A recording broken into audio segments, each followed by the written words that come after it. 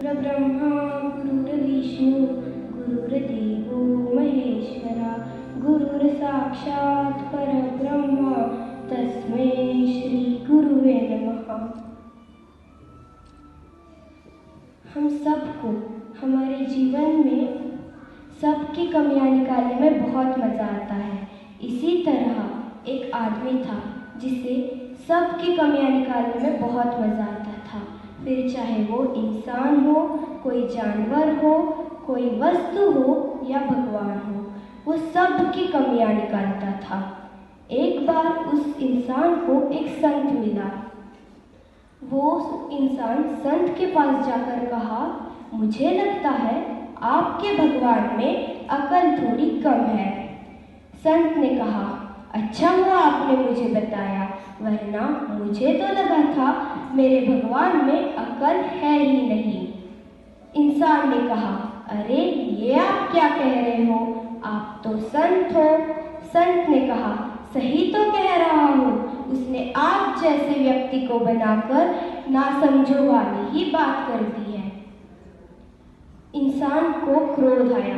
क्रोधित होकर वो वहाँ से चला गया। कुछ दिन बाद इंसान और संत की भेंट एक कद्दू के बगीचे में हुई।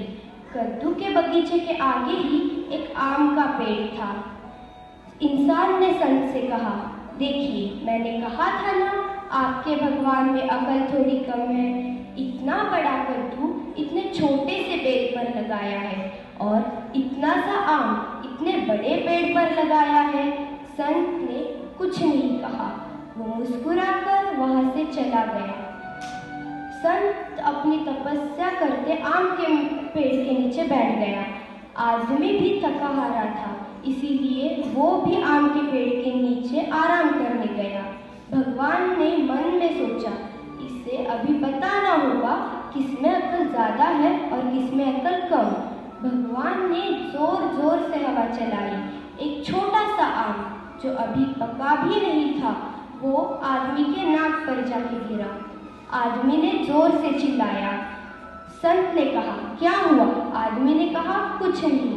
आदमी ने मन ही मन सोचा कि यदि इस पेड़ पर आम की जगह कद्दू होते तो वो आज जिंदा रहता या नहीं, वो उसे भी नहीं पता होता।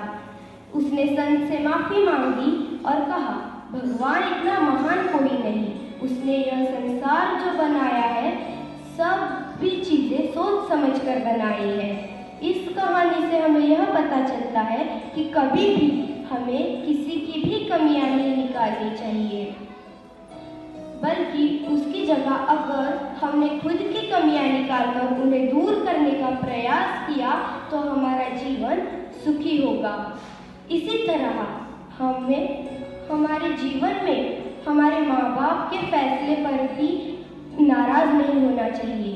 जैसे इस कहानी में भगवान ने सब कुछ सोच समझ कर किया था, वैसे ही हमारे माता पिता भी हमारे लिए अच्छा ही सोचकर सब कुछ करते हैं। बिना वजह के उन पर क्रोधित नहीं होना चाहिए। राधे राधे।